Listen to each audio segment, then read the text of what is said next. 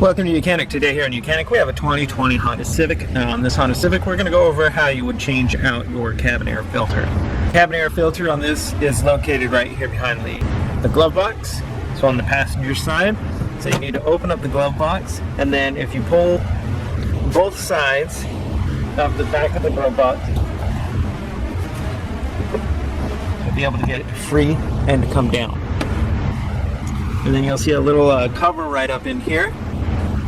So you just need to pull the locking tab on both sides, and then you're able to pull the cover plate off. And then we can pull out the cabin air filter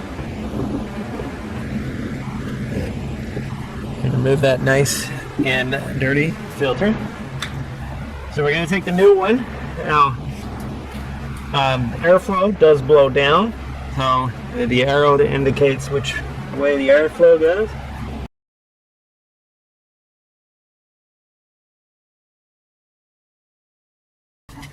And as it presses in, it goes up to the top, and it's going to sit on this ledge.